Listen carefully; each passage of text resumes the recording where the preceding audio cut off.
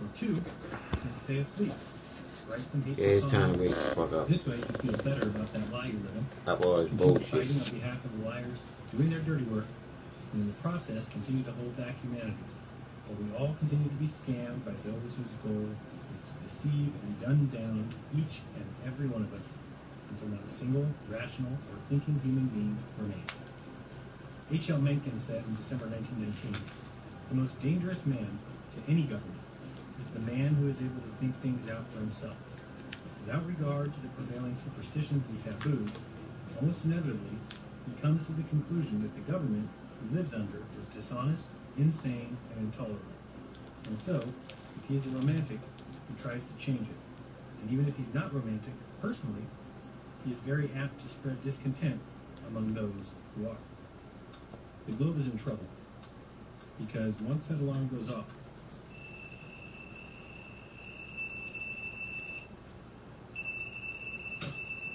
and you wipe away the gunk from your eyes, and finally, you can see the truth, there's no going back. You can't unsee the truth. Can't unsee it, baby. You can't reapply the grogginess and the gunk. You're awake.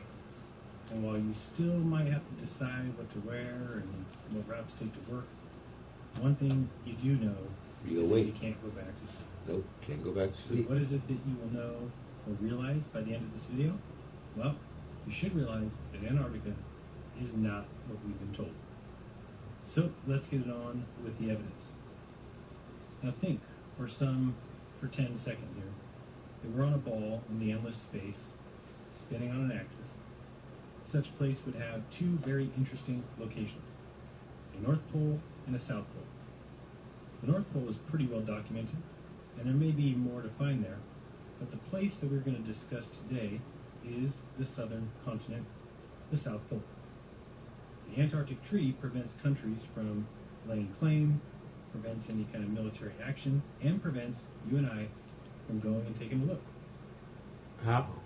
Luckily, we can review videos and webcam footage to get an idea of what exactly is going on down there. Now, let's say we are trying to prove the globe or trying to prove it's flat. Should be very, very easy, right? I mean, on a globe, we would have a 24-hour sun in the southern summer.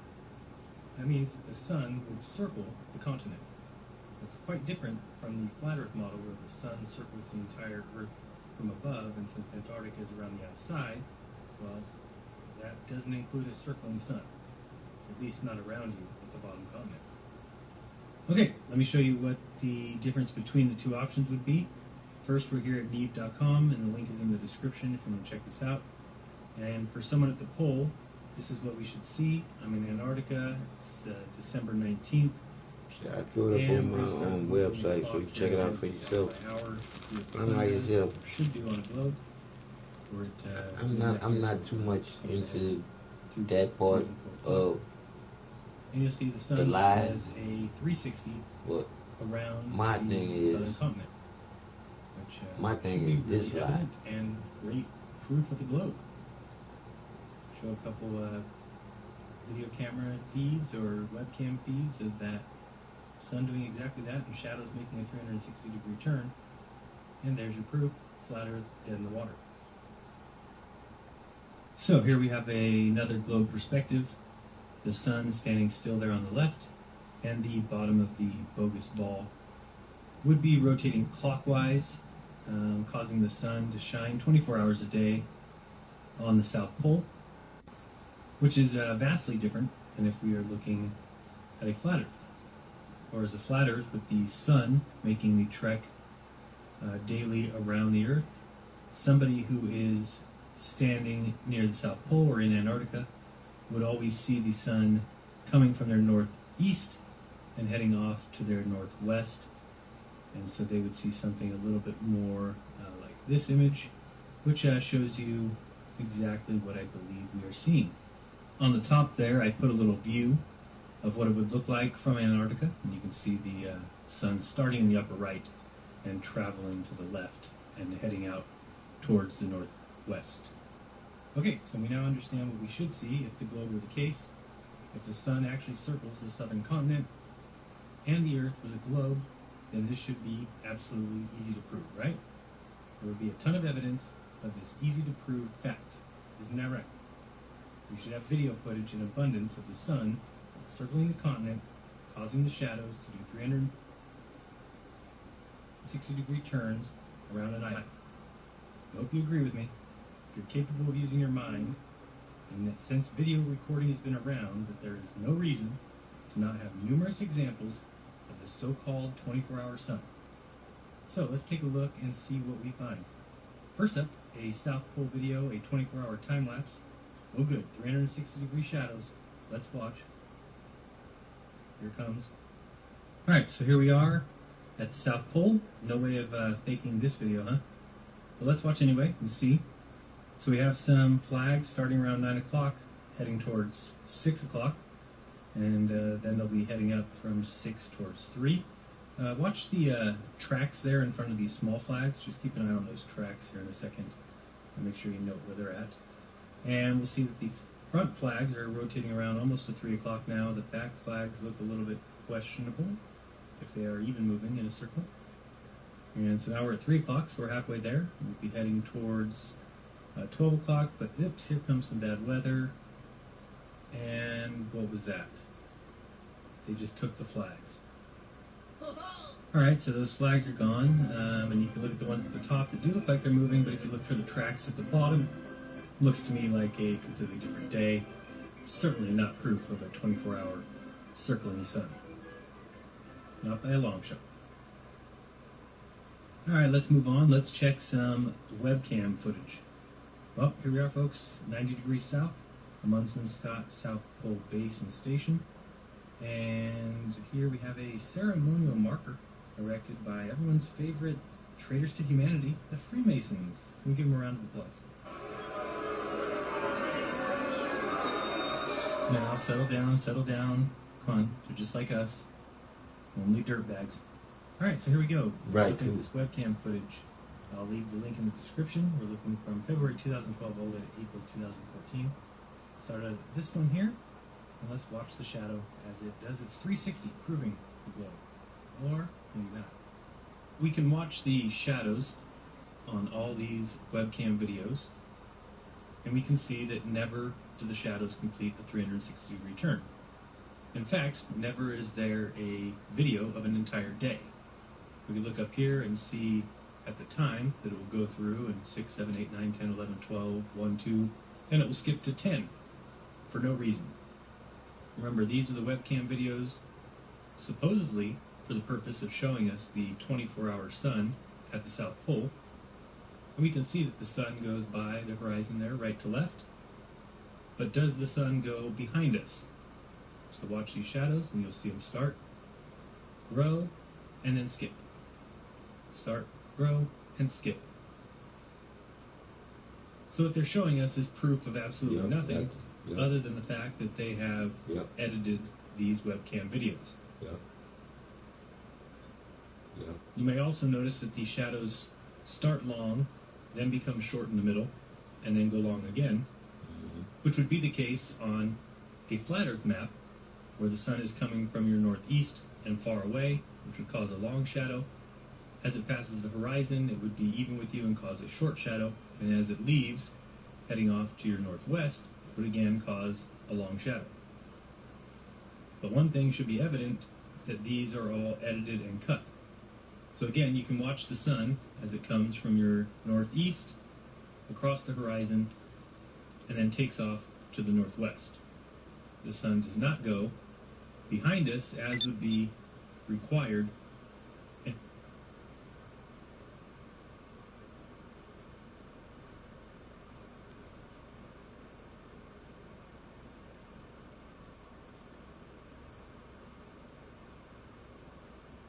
If you're a small business owner, now there's a fast and secure way to qualify for a low-cost SBA loan right online. We're Smart Business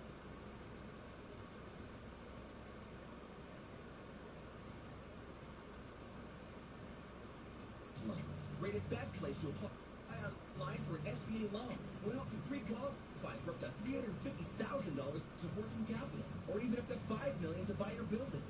We have a 10-year loan. Our repayment is only $1,600 a month. Now,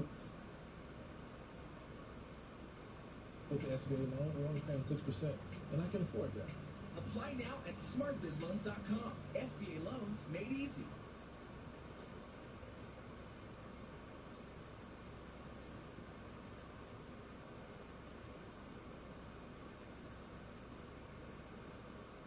And a 360-degree sun path around the southern continent. Clearly, this shows us, if anything, that trickery is afoot. And this is not just one of the month. This is not just 2 of the months. It's not just 5 of the months. This is every month that they have a webcam video for. They have edited and cut out part of the day. And these are during the main months, which are January, December, and November, the southern summer. In this video, let's watch this green flag down below. You'll see it starting around maybe 7 o'clock, 8 o'clock, rotates around to about 2 o'clock, and then resets. Rotate around, reset. This is obviously a lie. This is obviously not what's going on. Why don't we get to see the sun do a 360-degree turn around the southern continent?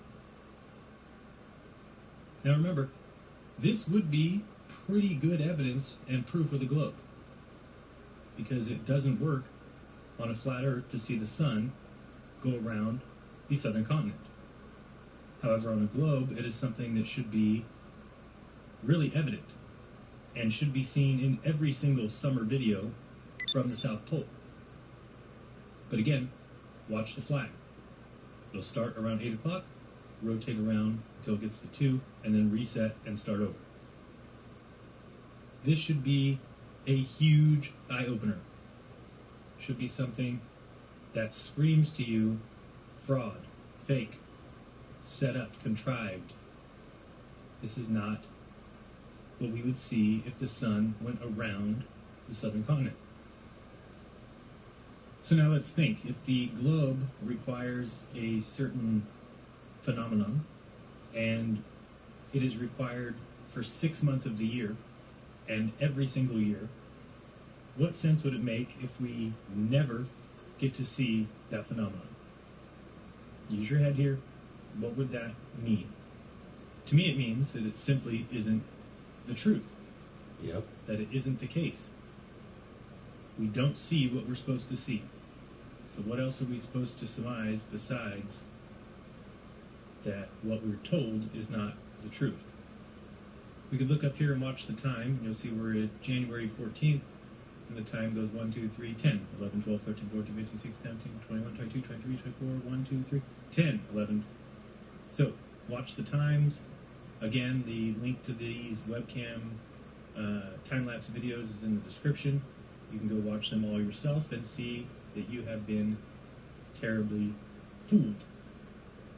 Now, if we watch these shadows here on this purple flag, you'll see what I'm talking about the shadows starting out extremely long, getting extremely small, and then getting extremely long again, which again makes no sense on a globe model, makes all the sense on a flat earth model, because the sun is coming from your northeast and far away, causing a long shadow, then it crosses the horizon, causing a short shadow, and then escapes to the northwest, which would again cause another long shadow. So I would love it if somebody, anybody, would tell me what reason could they possibly have for editing these webcam time-lapse videos in such a manner. Why not show us one complete day where the shadow simply does a complete circle? In fact, they should be able to show us probably at the very minimum 2 months straight. That's 60 days or more where the sun does nothing but circle the southern continent. In fact, it's supposed to be more. But at the very least, this is at Amundsen Scott South Pole Station. There should be non-stop continuous shadows circling these flags. But is that what we get? Or do we get cut up and contrived fake webcam footages? Or at least edited? This is just a quick diagram in case you don't quite understand what I'm saying about the shadows changing from long to short to long. If you think of the sun starting in your upper right here, its shadow would cause a long shadow of the stick that you see on the left. And as the sun moves to the left, when it's in the middle there, it would cause a short shadow, which is right in front of us on the bottom. And as it continues off to the northwest, which is on your upper left, that sun would cause a long shadow on the right, on the bottom right. And that's what I'm talking about when I say that the shadows grow from long to short to long.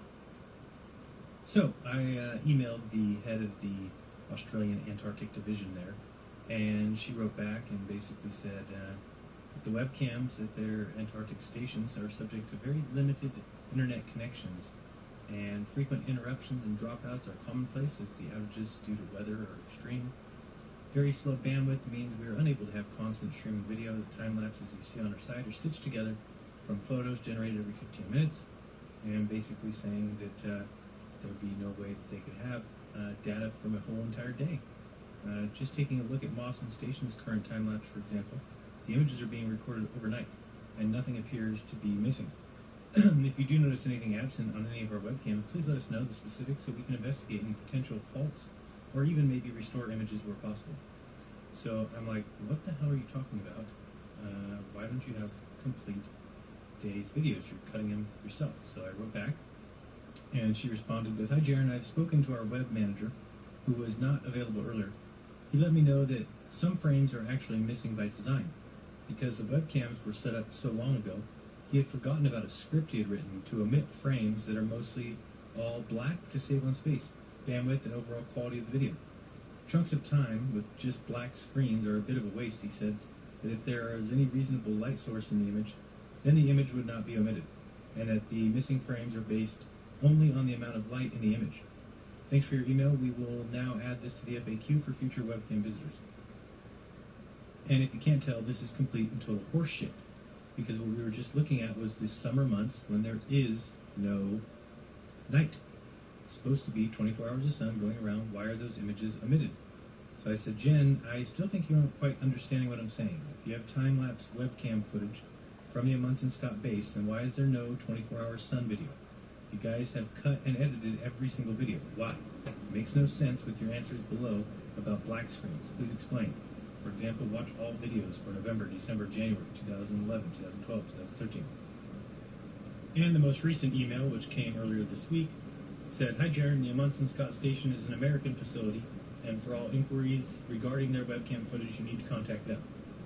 The information and explanation that Jen provided below still applies to ours. Kind regards, Denise." So I have emailed all the people at the NOAA and the NSF, and we were waiting to see if they've got anything new to say besides just the same nonsense responses. So again, I've sped up this camera footage just a little bit to get you some more views of these time-lapse footages, but it's all much of the same. You'll see shadows going halfway around and then resetting. You can watch the time in every single video to see that never is a whole day played. Sometimes it actually appears that the shadow comes very close to doing some sort of a 360-degree turn, but regardless, you can look at the time and see that at minimum, 8 to 10 hours is cut out of every video. So how could the shadow even be coming close to doing a 360 if you're cutting out a third or more of the day? Again, this is good evidence here. If you watch the purple flag start out very long, then it gets short as it goes in front of you, and then becomes long as it resets and starts over. So as I said, even if you watch that little igloo on the left, it may look really close to a 360-degree turn, but by looking at the time, 10 hours are cut out of that day. That just tells me that these have been edited. So, these are not accurate portrayals of reality. Again, the biggest and most obvious point here is that if it was a globe that we live on, then what they are trying to show us would be 1, easy, 2, occurred daily, and 3, plainly evident. And it is none of those. It looks like they're trying to cut it up. It looks like they're trying to portray something that isn't actually happening. And it looks like they're trying to fool us. Let's pay attention to something here. Watch this shadow as it rotates towards the upper left of the screen, and notice the shadow in this video coincides with the sun, not the opposite as would be required by, physics and optics. The shadow should be opposite of the sun, not rotating in tandem with it. Again, more evidence of extreme trickery, extreme editing. They are simply trying to sell us something that isn't reality. So, how much more will it take for these globe believers to stop in their tracks and just think, you know what, this is strange, and to stop making excuses for liars who have been deceiving humanity for hundreds of years? Because we've still got the same people, and you know who I'm talking about, who will watch this footage after that webcam, and will still believe in NASA and in science and believe that we would never be lied to, all because they're afraid of the implications. Well, it's time to face facts, and the facts say that we're being lied to. So, you can keep making excuses. You can keep just calling me names, put your hateful comment in the comment section. You can keep thinking that there's no way we could have been lied to. You can keep thinking that people have known that we live on a globe for thousands of years. You can keep bowing to those who deceive the world, and you can keep fighting on behalf of your handlers who are laughing at us all for two reasons. One, because they have fooled the world, and two, because you argue on their behalf. That is pretty funny, to have convinced people of a lie so strongly that you have the people who are lied to defending those liars and arguing on their behalf.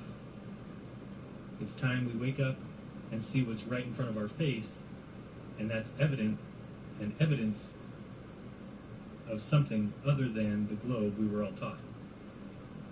If it's a globe, then someone show me the 6 months of video footage of the shadows doing a 360-degree turn at the South Pole Station. Should be easy, should be in abundance, should be evident, and should be all over the place. Yet we find none. And yet you will still sit there and argue on these clowns' behalf. So show me the evidence of this 24-hour sun. Show me the time-lapse videos that should be in abundance, yet can't be found anywhere. Now, you may find a video out there somewhere that shows one day of the sun doing something like a 360-degree turn, but where are they in abundance? Here's a video someone sent me. I don't want to use it for copyright reasons, so I have a link in the description below, and I'll point out 3 things for you to watch when watching this video. I'm sure you've actually seen this video before, the one with the watch in the lower left-hand corner. But take a look first at the shadows, or the lack thereof, of these mountains. Then look at the shadows of these poles or sticks off in the distance. And lastly, look at the shadow of this huge mountain. And finally, watch the sun rays that come from this sun and tell me this is reality. Now, someone is clearly playing stupid here, folks. We're told and taught as youngsters that Antarctica is a continent on the globe bottom, and we've just looked at tons of time-lapse footage, and in every single video, someone has cut out and removed the one damn thing anyone would want to see. Can anyone explain this? Can anyone explain this lack of evidence? Does it make any sense at all? Any at all? Does it? The sphere with a South Pole makes no sense, does it? A plane doesn't dip for the curvature, does it?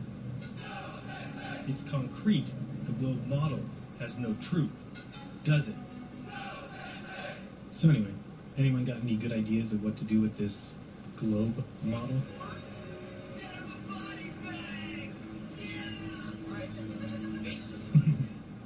I totally agree.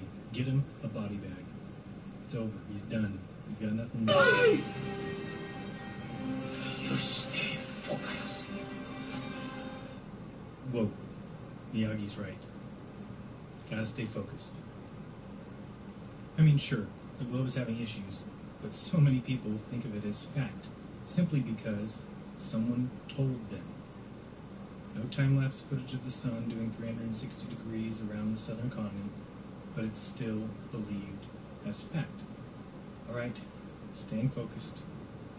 The Freemasons live by a slogan, nothing is true, everything is permitted, so that they can keep us all in the dark regarding our true potential. And one of their very best tools is the southern continent of Antarctica. They used the Freemason Richard Byrd to push the lie. They erected the geographical South Pole as a ritual. I mean, Byrd had taken many trips to the North and South Pole, and in case you didn't know, his brother, Harry Byrd, was a governor and a senator, and did all of this work from 1916 to 1965. Both of them born to one of the wealthiest families in Virginia, and a member of the Federal Lodge No. 1 in Washington, D.C. These men will lie for each other and go to bat for each other, and all of them will back each other no matter what. In fact, all of Byrd's travels were financed by John D. Rockefeller. Now, who knows how deep Richard Byrd goes in all this, and exactly to what depth he was involved. He died, or was killed, not too long after Operation Deep Freeze, and his only son, Richard Byrd Jr., was found dead in a warehouse almost a month after his family had put him on a train. Every Mason will tell you that the art of Freemasonry is a glorious example of a motu secret. They tell the lies that keep the world in argument. Now, for some evidence of this Freemason trickery, look no further than the current Guinness record holder for the North-South surface navigation, Sir Rand Fiennes. You can click here for an entire video showing that there is no north-south circumnavigation. And after you've watched this video and that video, if you still believe in the model we were all taught, well, then no evidence exists that will ever get you away from the lie that you love so much. Of course, you know about Freemason Robert Falcon Scott. Of course, this is where we get the name of Amundsen Scott from. You've also heard of the Ross Sea, I presume, which was named after yet another Freemason, Sir James Clark Ross. How about Sir Edward Hillary? Yes, another Freemason, member of the first expedition to cross Antarctica and reach the South Pole by land, doing so from 1955 to 1958. Or we can look at Elisha Kane, who was just another Freemason, also an explorer that is famous enough to have a crater on the moon named after him, and he did his journeys in 1853. Of course, in 1909, Robert E. Peary reached the North Pole, and in 1911, Roald Amundsen placed the flag at the South Pole. Yes, Peary and Amundsen were both Freemasons. And of course, you have another Mason, Sir Ernest Henry Shackleton, initiated in Navy Lodge number 2612 in 1901, passed in 1911, and raised in 1913. He separated from his crew. What follows is an amazing story of survival and heroism when the party was finally rescued and received on a ship captained by, yes, another Freemason, Luis Pardo. The list goes on, full of these Freemason tricks, these Freemason lies. And it doesn't just end at the North and South Pole. You see, our history is littered with Freemasons and their lies. In all walks of life, in all areas of study, of course, you should recognize that Charles Darwin was, of course, a Freemason. Imagine that one. What about Charles Lindbergh, right? First to fly across the Atlantic Ocean? Perhaps. How about the reason kidnapping is a federal crime? Well, this is his doing, and the reason it's now headed by the FBI. All of that as a result of the Lindbergh case. Yes, in one of the earliest hoaxes or false flags, do some research on Charles Lindbergh and his child being kidnapped. You'll see for yourself what kind of government ran this country in 1927. And maybe he was the first to cross the Atlantic solo. I can't say that he wasn't. But what I can say is the flight taking 33 hours seems a bit suspicious. And as the media reported, I'm very sure that during the flight across the ocean, through snow and sleet, he slept. You heard me. First solo flight from New York to London, the man slept. The feat had already been attempted 6 times, and all 6 men never made it. They all died. Yet Charles Lindbergh, the Freemason, he did it while dodging storm clouds at 10,000 feet and dodging waves as low as 10 feet. He also found time to sleep. Not a worry. Yeah, those Masons are amazing indeed. It's like the mason who went to the moon, and on his first step off the limb, he pissed on the moon. And when he was ready to leave, the first time ever that it would be attempted, he said, "Roger, Houston, we're number 1 on the runway." Circuit breakers. So all in all, the deception here is becoming clear. Why would there be no footage of a 24-hour sun? Where's the proof? Where's the proof that we live on a ball? Go look at images from 70 degrees north versus 70 degrees south. On a globe, they should be nearly identical. But you'll see that the south is a barren wasteland of ice and penguins, and the north is filled with trees, flowers, bushes, deer, bears, squirrels, elk, and everything else you can imagine. Why do all of these South Pole and Antarctic flights and planes have no windows? Is there something they don't want people to see, perhaps? Like, what's that sun doing? Why is it when you look at the WorldView 4 satellite images, which cover the United States in a pattern like this, stop in Antarctica like this, in a very circular pattern? Now, do I claim to know how it all works? Hell no. I've been lied to my whole life, like all of you. It certainly could be something like this, or there could be a southern continent like this. There could be no outer ice wall, and more land north and south. There could be Shambhala. There could be the Tibetan tradition of White Island and the Eternal Land. Universally through time, we've had legends that speak of Atlantis, or a sacred land located at the navel of the earth. Hindu mythology tells us about Meru as the mystical mountain of the earth's center. Like the Egyptians, the Indians conceived of a dwelling place of the gods known as Samuru. Hebrew legends speak of a place in the north called Luz. Many ancient lands speak of a first continent known as the imperishable sacred land, and is the most mysterious of the 7 continents. It is said to be located in the region of the North Pole. This sacred land is stated never to have shared the fate of the other continents, because it is the only one whose destiny it is to last from the beginning to the end. It is the cradle of the first man and the dwelling of the last divine mortal. Of this mysterious and sacred land very little can be said, except perhaps according to a poetical expression in one of the commentaries, that the pole star has its watchful eye upon it.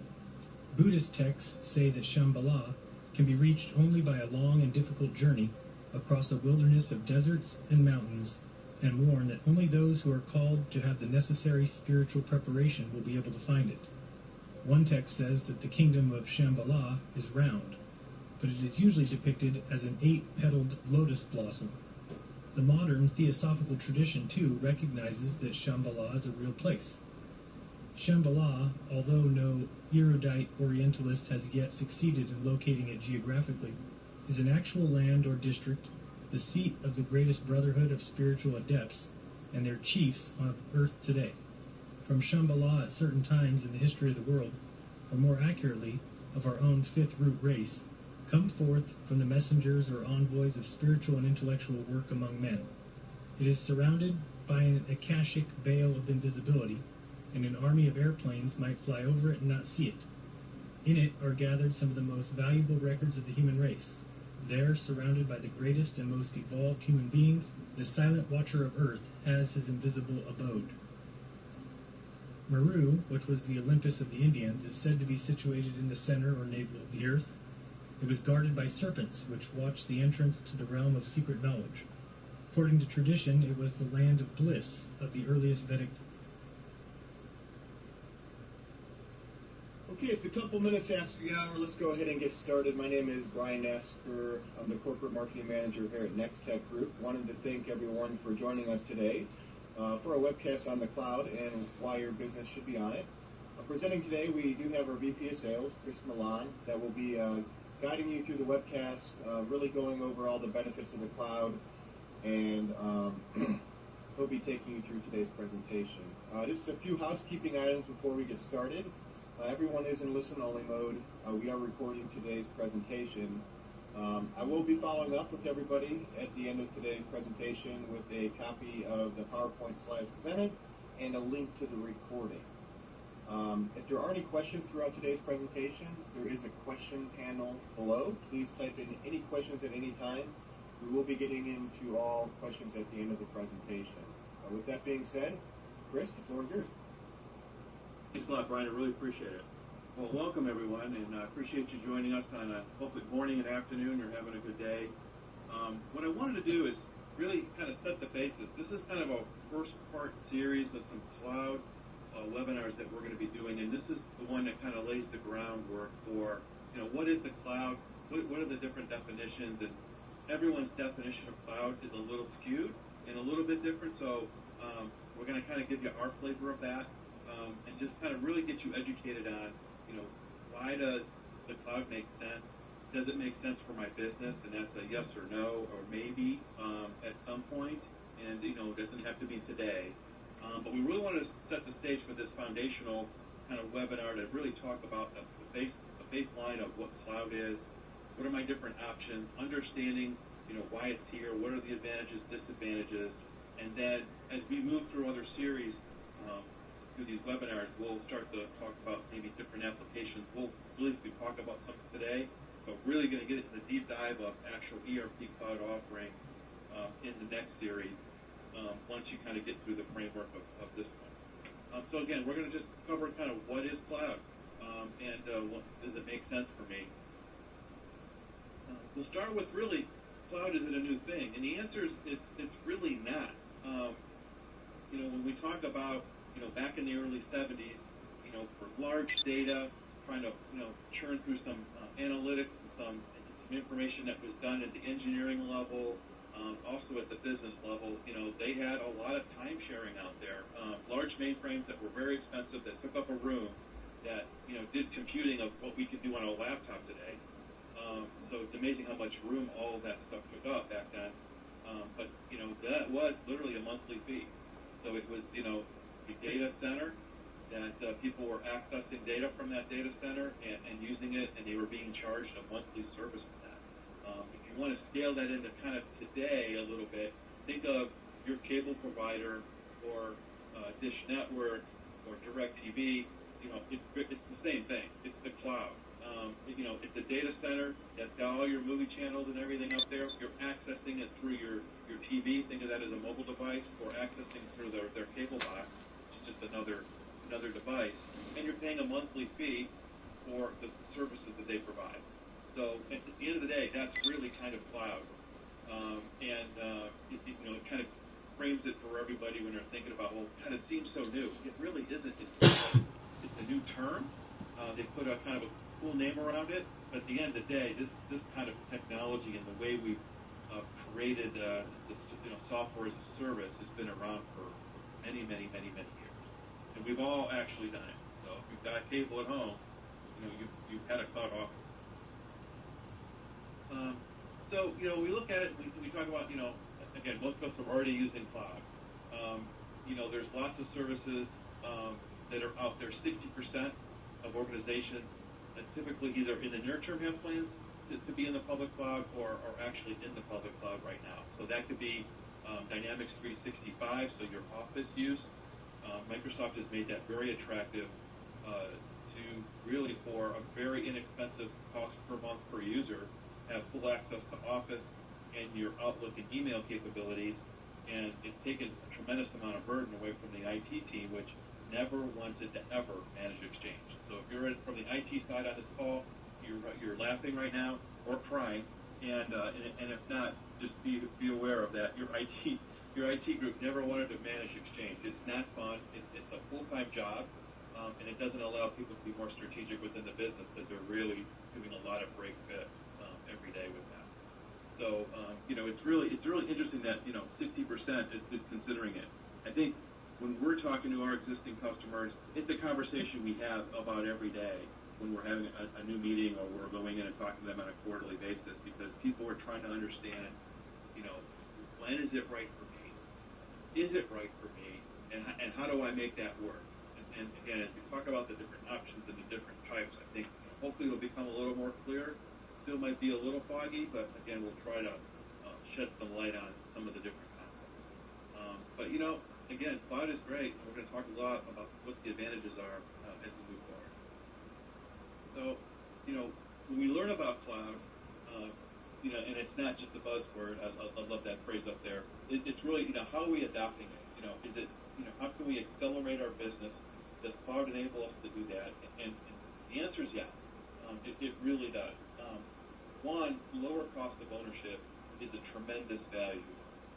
Knowing on a predictable, and we're going to talk about this a lot, it'll be a theme throughout this webinar, is, it's very predictable.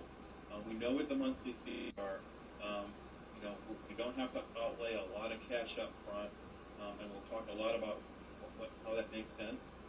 But it's amazing how that really has made a big difference for a lot of businesses because they just want to be able to budget for it. Instead of having this large budget number that they put beginning of the year going, what are my IT guys going to spend and how's that going to work and how are we going to leverage it, and it's not real predictable and they are overruns all the time and they got to buy more hardware, and how does that all look and feel to us, and it becomes very challenging. Does reduce your cost up front because you're not buying for the future. So what I mean by that is one of the big advantages of cloud, besides the cool technology part, is if I'm buying servers today and I'm deploying my ERP solution or my CRM solution is on-prem, meaning I'm going to put it in my servers. I got to buy that server. I'm buying that server for what it needs to look like for the next 5 years. So I'm not going to use all of the stuff that I'm buying today and the capabilities and all the hard drives and all the extra capacity and RAM. But I have to think about what am I going to grow to in the next 5 years, because I have to buy the server to last 3 to 5 years. So I'm spending a lot more money up front to buy a whole bunch bigger, a bunch bigger system, even though I'm only utilizing it maybe a third of it right now, or maybe a quarter of it right now, because I have to pre-buy it. So when you go into the cloud, all that goes away, and it's very nice and palatable.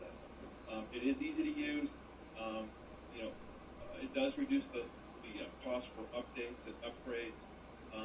It makes it much easier to do that. And configuration is as flexible in the cloud typically as it is on-prem. And I'll talk a little bit about the good and bad of that, because there are some things there that you have to look at. And again, that's the difference between some of the different cloud methods that you can deploy.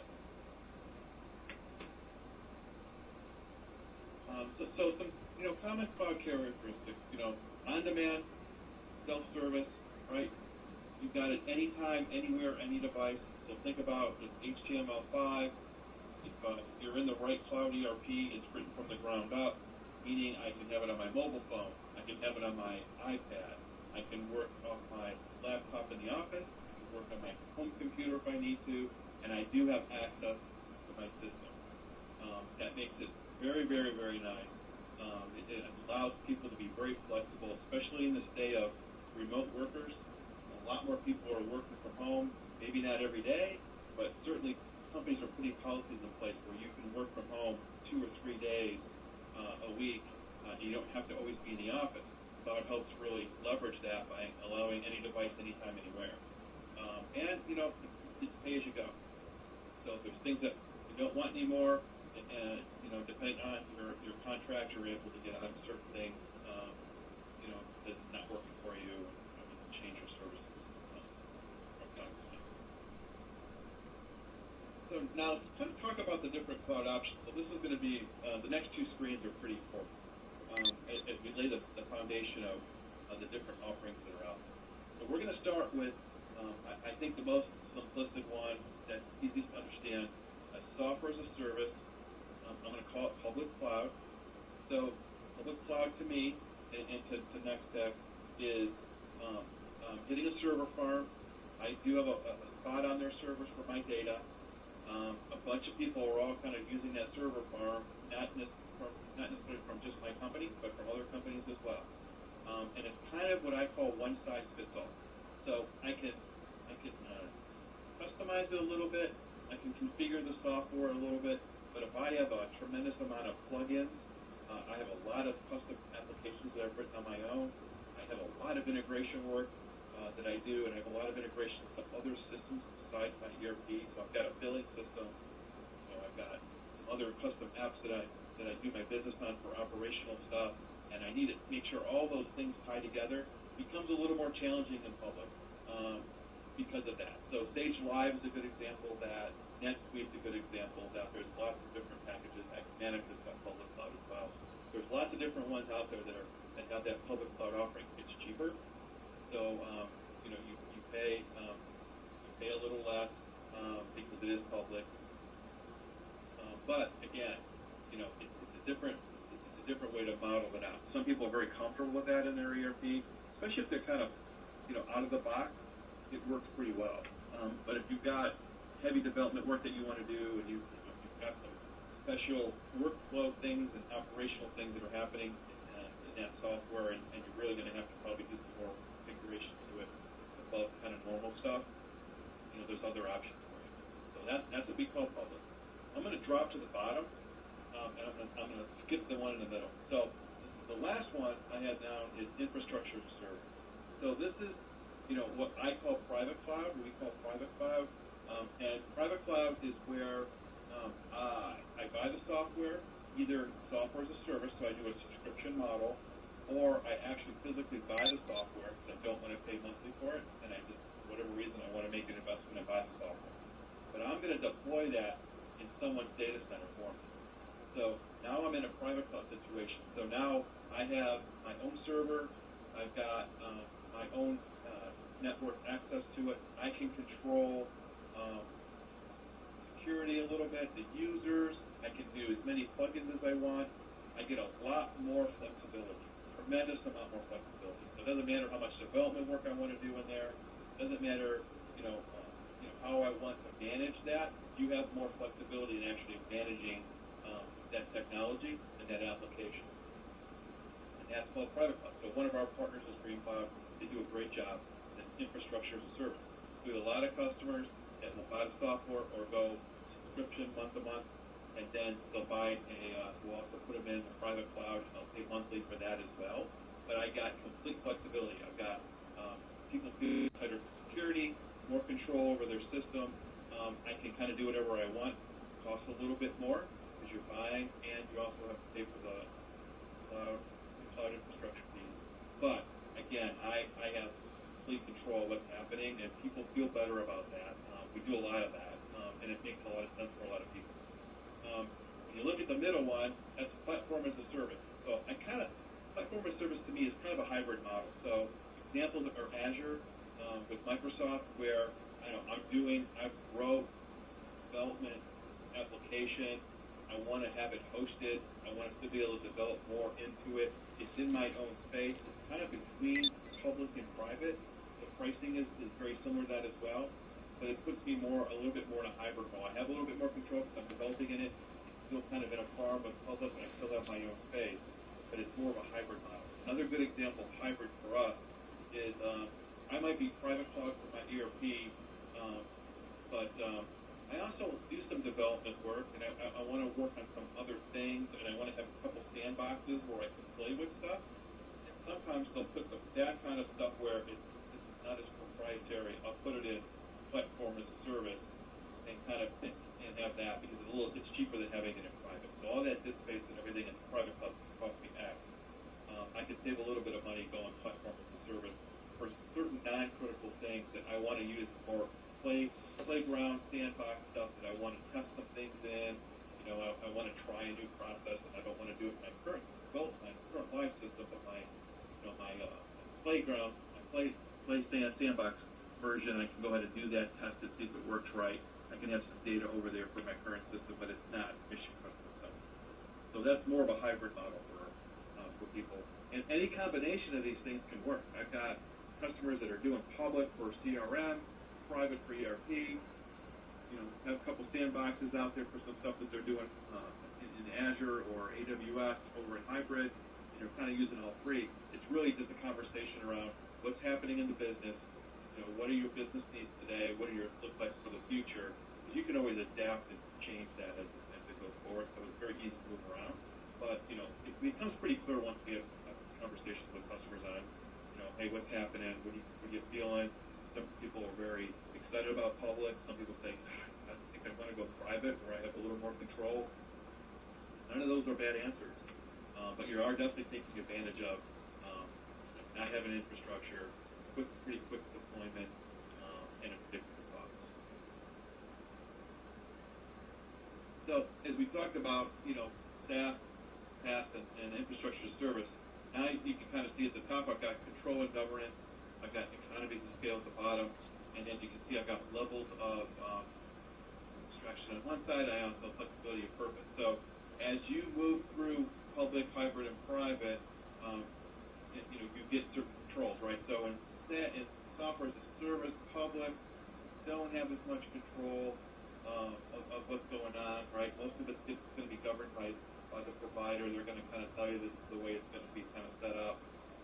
Hybrid, now I can take over a little bit more control of that because I have a little bit more of that. And then private, I've got complete flexibility. I can, I kind of maintain and control the governance of what happens there. I can do a lot more with it. So it's just about how much control do you need, depending on your needs for the applications that you're trying to deploy. So we're talking a little bit about what's the appetite right now for cloud. I think everyone's really talking about it. It's something that is here to stay. I don't think it's ever going to go away now, just because it's affordable. Startup companies, I don't even think about. Medical device companies or startups that are happening right now, they don't think about buying software and servers. They don't want to spend that money there. They have other investments that they need to make. So it's much easier to go to a monthly or a yearly cost and jump into that for their applications instead of trying to outlay a bunch of cash up front, which is very difficult when you're trying to get a business off the ground. So we have definitely seen, in those situations, it's a no-brainer for them. And you can see, CRM, there's different point systems that have moved faster to the cloud than others. So CRM and HR applications, you think about ADP for payroll, they've been cloud-based forever. Any one of those payroll services that you outsource your payroll, that has been cloud forever, right? And those couple point solutions like that have adapted very quickly to cloud. It's something that everyone's kind of used to. It's been happening for a very long time. And no one really thinks anything of it, anything different.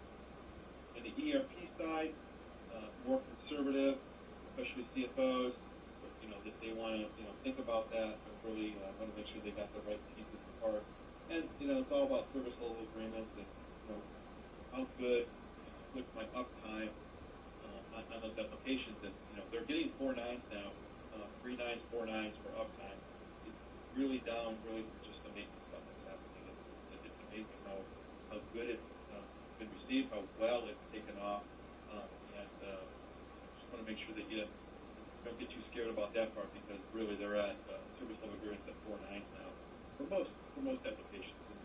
And, there's things in there that they will compensate you if they're not considered. So we talked a little bit about advantages of cloud, and really it comes down to cloud environments are built with virtualization and load balancing and technology that allows different applications to be deployed and managed across multiple servers. The database of resources. Businesses are able to scale, and they can scale up and down. So if you think about retail, where it's Christmas time and all of a sudden their bandwidth goes through the roof, and if you're in a normal on-prem deployment, you've got to buy that bandwidth up front, and you're sitting on that bandwidth all year long. Very difficult to wrap it up and down. But when you're in a cloud, it's very easy to make a phone call and say, hey, I'm a retail operation. I need more bandwidth and resources for the next month, and you just have to pay for that month of wrap-up. And it can scale up and down. That is very attractive for seasonal business. Central information repository, being able to integrate with other web apps, that has become easier and easier now.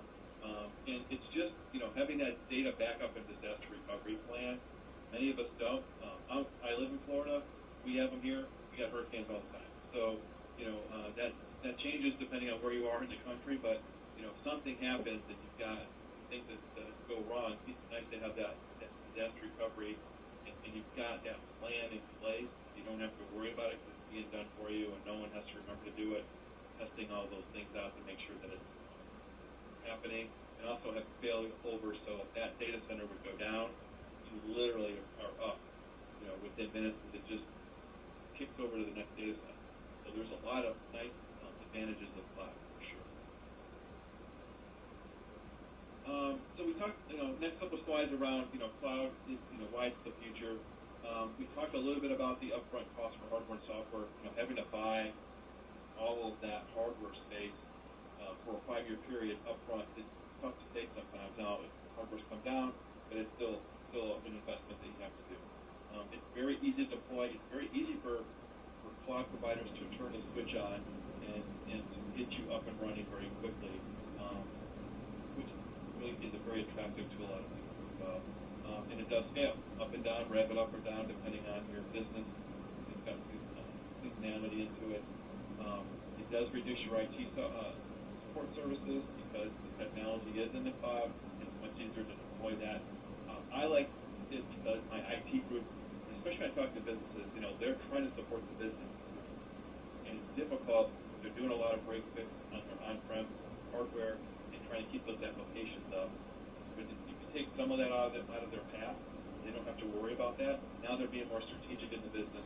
They're thinking about new applications and new things that the business can be leveraging to, make efficiencies happen, reduce costs, get their ROIs up, and they become, they just think differently. They're just more of a strategic IT group instead of just thinking about, man, I got to keep this stuff up right now because we're having all kinds of hardware issues, or we've got bad disk space, or something's happening on that side, and making sure that everyone's staying up and stable. A lot of that can go away. It really makes a much more strategic plan, and it definitely helps the business grow. Predictable monthly costs we talked about, and then leveraging different IT global leaders, whether that's Microsoft or Amazon or IBM, all kinds of different players out there that do a very nice job and we're really able to handle it. Universal on demand availability, right? So it's just really about it's going to stay up. It really enables you to have best-in-class security at no additional cost. So this is.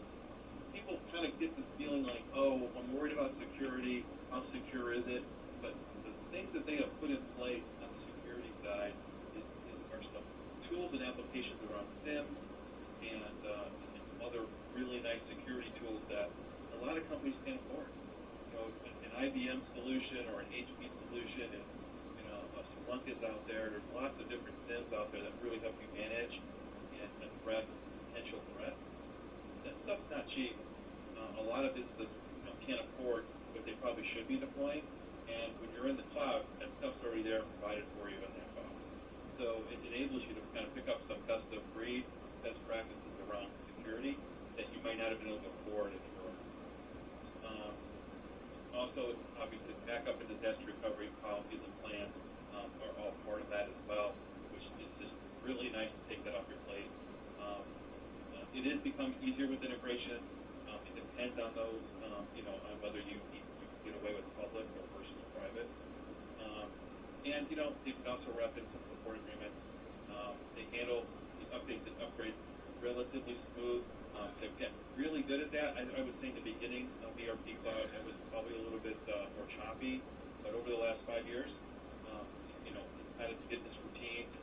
When you're going to do it, you have a window, you've got time, they put up playground up for you, a sandbox, so that you can test, make sure it's okay, and then it's a matter of flipping a switch and you're over on the new version, which enables you to take advantage of maybe some functionality that you didn't have before that you really could have used, that you wish you had, and you're doing things with spreadsheets, and maybe some spreadsheets could go away. So there is a nice advantage of being able to be on a recurring update, upgrade path. We talked a little bit about, security being that number one. Again, we talked about how that can go away with some of the best-of-breed and best practices around some of those security tools that the cloud providers are starting to leverage. Again, it goes into about data breaches and on-prem. So I do like this story. So, we talk a lot about, everyone thinks, well, there's so many, downs. Sometimes you're going to be down. It doesn't happen very often. Again, 4 or 9 is typical for your SLAs. But there hasn't been very many breaches. data breaches happen, I don't read that many about cloud breaches. I read a lot about those on on-prem. So if you think about Home Depot, they deployed a pretty good SIM, some pretty good technology around security, but the human factor can come into play on some of those on-prems, and they didn't secure their HVAC systems that were in every store, and lo and behold, those HVAC systems got breached because there was no security on them. They didn't have a SIM on them. They didn't have any of the basic stuff, and that's how they got breached in all those credit cards. So those on-prem breaches happen quite a bit, and it's tough. It's tough on the business, and some of those things you can't recover. And again, reputable cloud providers, right? They're betting their business on it. They're very secure. They have built the redundancy in it, which is so important in the data protection. I just feel like they've come a long way over the years, and it's a different place than it used to be. When we talk about advantages of ERP cloud, so let's now kind of lay the groundwork on public, private, hybrid, high scalability, revving it up and down depending on your business needs. Times. Occult teachings place it at the very center of the North Pole, pointing it out as the site of the first continent over the entire Earth. H.P. Blavatsky states that Meru is not the fabulous mountain in the navel or center of the Earth, but its roots and its foundations are in that navel, though it is in a far north itself. It connects it with the central land that never perishes. Occult teaching also corroborates the popular tradition, which asserts the existence of a fountain of life in the bowels of the Earth and in the North Pole.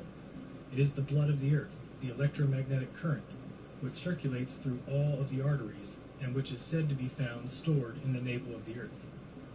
In the book Paradise Found, William Warren writes, "The earliest inhabitants of the Tigro-Euphrates basin located the center of the Earth, not in their own midst, but in a far-off land of sacred associations where the holy house of God is situated, a land into the heart whereof man has not yet penetrated, a place underneath the overshadowing world tree." The Chaldean account of Genesis we read, "Human beings the great gods created, and in the earth the gods created for them a dwelling. In the midst of the earth they grew up and became great and increased in number. 7 kings, brothers of the same family, Iranian, Indian, Chinese, Scandinavian, and Aztec literature also refer to the ambiguous location of the center of the earth. The Japanese paradise was situated on top of the globe, and at the same time at the center of the earth. It was called the Island of the Congealed Drop. Its first roof pillar was the earth's axis, and over it was the pivot of the vault of heaven. Similarly, the Chinese terrestrial paradise was also round in form, and is described not only as at the center of the earth, but also as directly under Shangtai's heavenly palace, which is declared to be in the pole star, and is sometimes called the Palace of the Center. The Egyptians located their Ta Neder, or Land of the Gods, in the extreme north. Today there is an echo of these ancient traditions in the fact that children send notes to Santa Claus, or Father Christmas, in his wonderland at the North Pole, asking for gifts. The Eskimos have legends that they came from a fertile land of perpetual sunshine in the north. In Psalm 48:2 of the Bible, Mount Zion is said to be in the far north. And in Ezekiel 28:13-14, Eden, the garden of God, is placed on the holy mountain of God. In Hebrew tradition, the primeval Eden is sometimes said to be at the center of the earth. According to the Hindu Hermit Purana, an island called Shivadipta, or White Island, lays in the northern sea.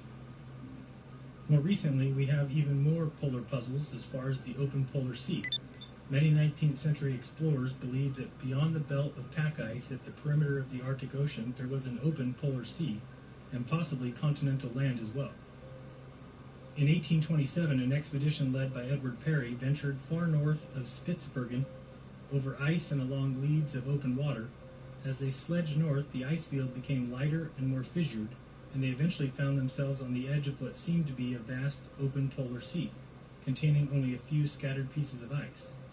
While attempting to reach the North Pole in 1871 to 1873, 2 young Austrian explorers, Karl Weyprecht and Julius Payer, discovered the islands of Franz Josef Land and came to believe that they were the outliners of a continental landmass. Lieutenant George Washington DeLong hoped to find this land, and in 1879 he sailed in the Jeannette through the Bering Straits into the Arctic Ocean, planning to take advantage of the warm, north-flowing currents, which he believed would open a way through the pack ice.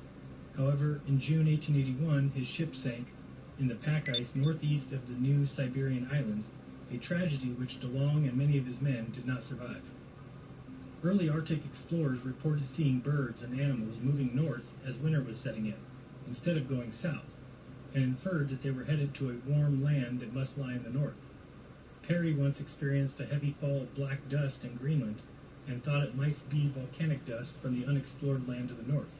In 1904, Dr. R.A. Harris of the U.S. Coast and Geodetic Survey published an article explaining why he believed that there had to be a large body of undiscovered land or shallow water in the polar basin northwest of Greenland. He argued that the prevailing currents seemed to indicate the deflection by an unknown large landmass lying in this approximate area, that the Eskimos living on the northern fringes of the Arctic Ocean had a tradition that a landmass existed to the north, and that the disruption of the tides north of Alaska indicated a moderating effect explainable only by intervening land. Various Arctic explorers actually reported seeing land in the distance, though it should be noted that visibility can be poor, and mirages are very common in this area. Have you ever heard of Crocker Land? Another famous disappearing land was called Crocker Land, discovered by Peary. He saw it on the 24th of June 1906 from atop a 2,000-foot mountain situated behind Cape Colgate in northern Greenland. Peary says that through his binoculars he was able to make out, apparently a little more distinctly, the snow-clad summit of a distant land in the northwest above the ice horizon. Peary estimated that Crocker Land lay 120 miles from the northern coast of Axel Heiberg Island. How about Bradley Land?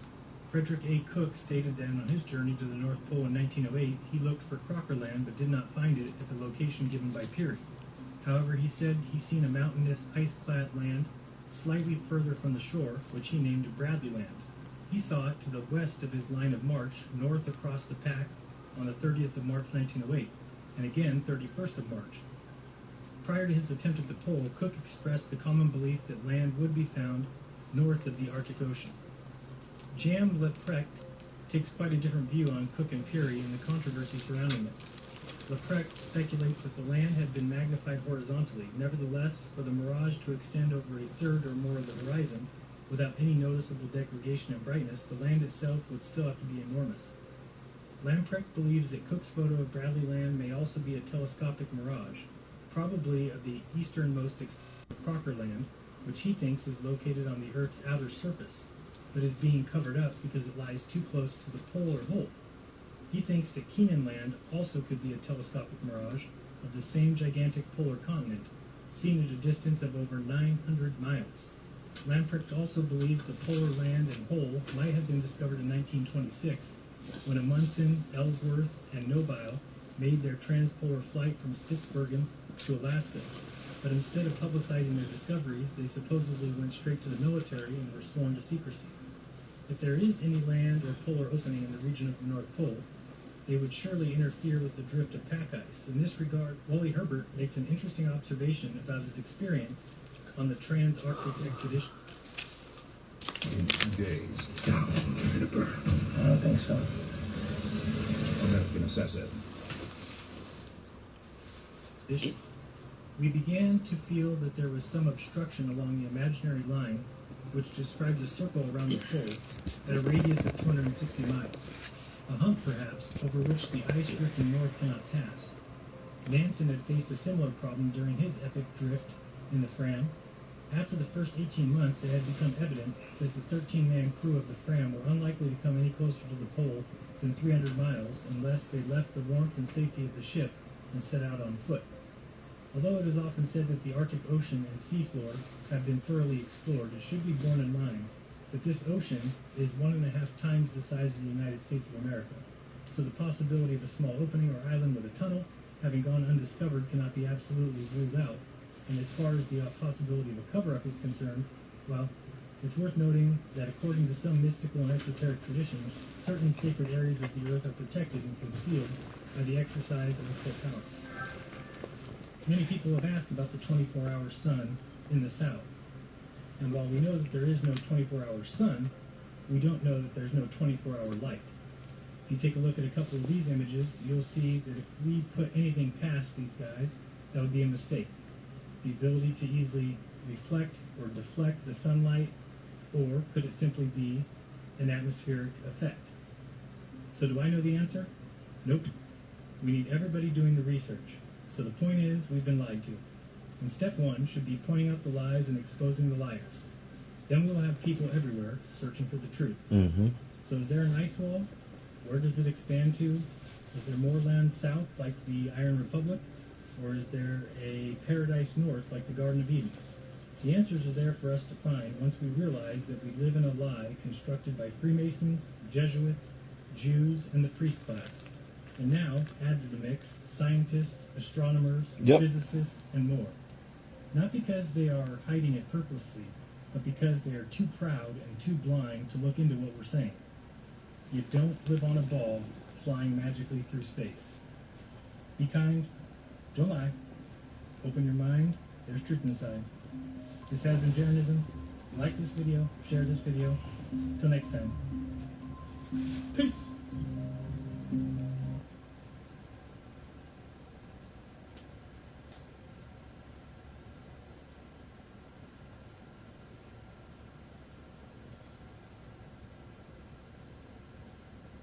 10 minutes of something real for you to think about. American assassin. Bunch of bullshit. With the universe. Today we are going to talk about how to use your intuition. We all have intuition, but we don't consciously listen to it, trusting only what appears to be rational in our often irrational mind. Let's start.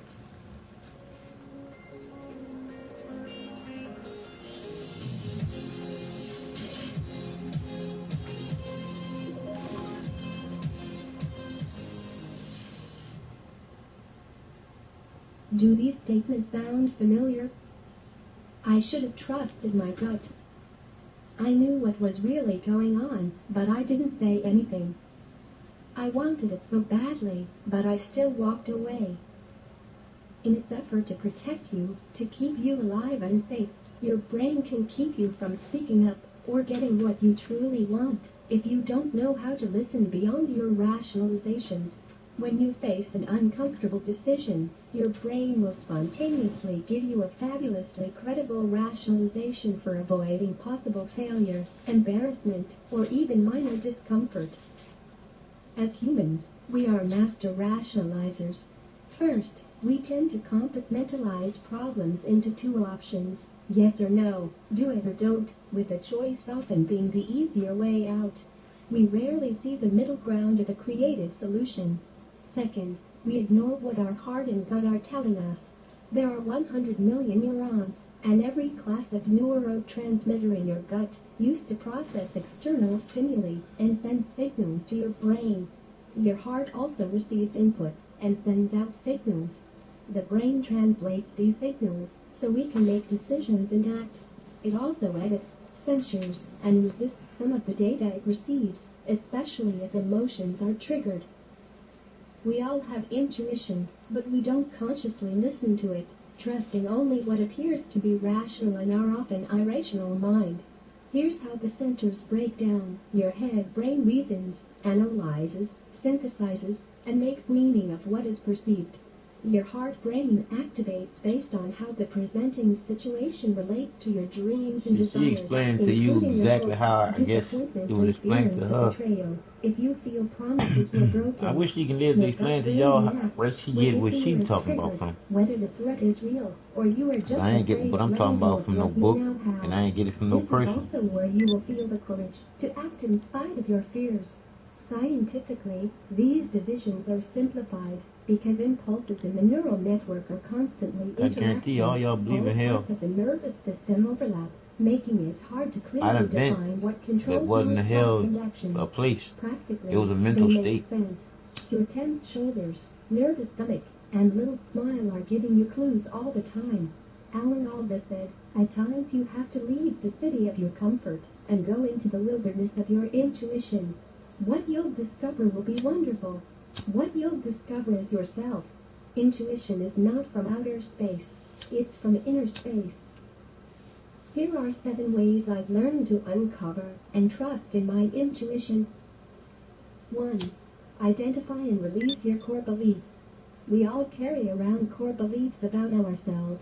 They are formed from the time we are born and continue to be shaped by circumstances, our environment, You talk about the bullshit that you were taught as a kid. growing up in our home, Santa Claus to eat one or 2 fairy, and Jesus coming back to save you. It's like we're strapped alongside an alter ego kamikaze pilot who is hell-bent on taking us down, even though we're begging to stay above the clouds and soar. Identifying what we think about ourselves, feeling and moving through the negativity, the pain, and accepting everything that has happened to us along the way allows us the opportunity to move forward and start trusting our intuition. 2. Let go of childhood hurt. Like many people chugging away in this world, my childhood was far from perfect. There are the great memories and then the not-so-great memories. I've learned to love and accept my parents for who they are and have gratitude and respect for everything they've done for me. Letting go of blaming my parents for my adult choices was so huge. Do what you need to do to let go of your childhood hurt. If you don't, it will only hold you back in all areas of your life and continue to snuff out your innate ability to trust in your intuition. 3. Listen to your gut. Intellectually, most of us know what this means. Follow that voice in your heart. Listen to your gut. The answer is within you. It sounds simple, but for me, it was...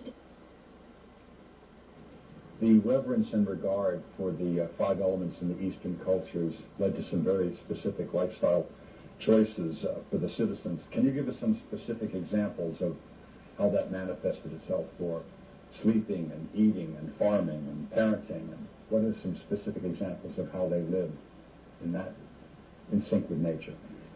So when you say 5 elements, these are the ingredients of life. This human being is just a product of 5 elements. So is the planet, so is the whole creation. The most fundamental aspect of yoga is referred to as Bhuta Shuddhi. Bhuta Shuddhi means cleansing of the elements. So we are essentially talking about 4 elements and their manifestations. We are living the space. There are certain things which you can do with space, but it doesn't need any cleansing. So the 4 elements need cleansing. How these 4 elements behave within you will determine your health, longevity, psychological balance, spiritual possibilities, mystical access. Everything is determined by how you keep the 4 elements within the system. 72% of your body is water, another 12% is earth, another 6% is air, another 4% is fire, the remaining is space. If you know how to keep these 4 elements, then your well-being, your health, your longevity, your ability to determine how long you should live and when you should leave, all these things are 100% in your hands. You become a master of your own destiny. If you just control the waters in the system, phenomenal things will happen. Always there's a large focus on water because 72% of the body is water. You must understand, this body is just a product of this planet. 72% of the planet itself is water. If you want to look for life somewhere where there is no life right now, or where we cannot spot life right now, the first thing we look for is presence of water. Yeah, water. And it is the only miraculous element found on this planet which is naturally available in all the 3 states of being solid, liquid and gaseous at the same time. So, when I say water, it's interesting that today in the last probably 6 to 8 years, much research has gone into water as to what water is capable of. Today modern science has recognized that water has memory. If you give it a certain thought, this cup of water, it will remember. If you give it a positive thought or a negative thought, a positive emotion, negative emotion, it actually remembers. We've always been aware of this. So in the East, even today, even in cities, if you come to homes, except those who've been Western educated, in all their homes, water is treated in a certain way. We never drink water which straight comes out of a pipe or a fountain. We always hold it in a brass vessel or a copper vessel, and we worship the water overnight and leave it there at least for 8 hours, then only we consume. Today modern scientists are saying this: if water is pumped through the pipe, if it takes 50 turns, bends, let's say it's pure nice water, 50 bends if it is forcefully pumped through the pipe, 60% of it turns in a molecular way unpalatable to the human body. It becomes poisonous in some way. The chemical structure will not change, but the molecular structure will change. If you keep it there for about 20 to 40 minutes, it will undo itself. But straight from the pump, if you drink, you are causing immense damage to the system. This is modern science. We have always known this: if you bring water, you must place it in one place. They will apply certain so-called sacred paste and other things on the vessel. They will worship it, give the best thoughts to it, leave it there for some time and then only drink. Some British company has come up with this. This is called as a water imploder. We are trying to bring it to our farmers in India. This implodes water in a certain way and changes the molecular structure. Then after that, if you feel the water, it feels silky. You might have felt this. See, you feel the water in the stream, how it feels. And then, let's say it falls down a waterfall. Not everywhere, in some places. It falls down from a waterfall at a certain height with a certain force. After that, the same stream, you touch the water, it will feel silky because water is imploding itself by falling with a certain force upon a rock or something. So this is done in a machine, and we find the growth rate of the plants will go up considerably. Almost 22% excess growth has been noticed with the same amount of water. Or you can reduce the water that you give to the farm by about 47% if you implode the water. The water that the plant needs will come down dramatically simply because the molecular structure of the water has changed. We live in a tropical country where it's hot and we sweat. Nobody, you will never see any Indian carrying a water bottle and walking around. Here, you can't go to the market without carrying a water bottle. With a water bottle, they'll fall down. Have a drink before you leave the house, folks. So the way you treat the water is very, very important. Just constantly drinking water has many, wrong things happening in the system. If you drink a certain volume of water at once, the body will determine how much to absorb and how much not. But if you sip it constantly, body will get confused and start absorbing more than it should. So this will bring down the concentration of sodium in the blood level, and a certain level of brain swelling will happen. But you will not feel headache. If you do not drink water, the sodium content increases, and then there is a swelling where you will feel headache. So you think just because you have a headache, you think you must sip water. If you sip water all the time, it has various other kinds of imbalances. Excess water consumption, not just by ingestion, excess water absorption in the body will lead to various kinds of psychological imbalances. In yogic system, always there is a taboo on drinking water in between. If you drink water now, till you feel thirsty, you should not drink water. When you feel thirsty, you must wait for 15 to 20 minutes and then drink water. How much should you drink? Just to quench your thirst, another 10% more, just in case you are not feeling things out, 10% more than what you need and nothing more. Constantly drinking water in a country which is not even warm and sweaty. So, like this, our understanding of life is all becoming accumulated knowledge, not feeling life out, not knowing life from within. Life happens from within, all experience happens from within, but we want to cull the knowledge from outside. So treating the water in a certain way, around us and within us, this is all it is. The fundamental of yoga is just this, cleansing the 4 elements and treating these elements with a certain reverence and a certain way of approach, because now beyond doubt it is established that water has memory. If you treat it badly, it remembers and gets back at you. It gets into you and works from inside. Thank you so much. That's the love of the divine creator, man. Water is always one way. Life flowing through. Is developed over time by allowing myself to evolve and move forward instead of wallowing in self-doubt. I remember so many instances in my life when I quashed my gut's opinion and did what I thought I was supposed to do instead of what I knew in my gut was right. Most often, my choices didn't net the best results, and then I'd waste even more time fretting over why I had made that stupid decision in the first place. Trust in the gut, it knows best. 4. Find meditation in unlikely places. I started with walking meditations which suited my passion for being outdoors, and now I can sit quietly for a few minutes on my little cushion on most mornings. What I love about meditating is the space we find in between, where one thought is ended and another one hasn't quite yet begun. We can rest, reflect, and rejuvenate in that natural, quiet space. This is where understanding, clarity, and compassion are born and nurtured. It's a safe space to get to know yourself, to sit in the stillness, to tune into what is within. Regular meditation, wherever you do it, keeps our intuition fresh and present. 5.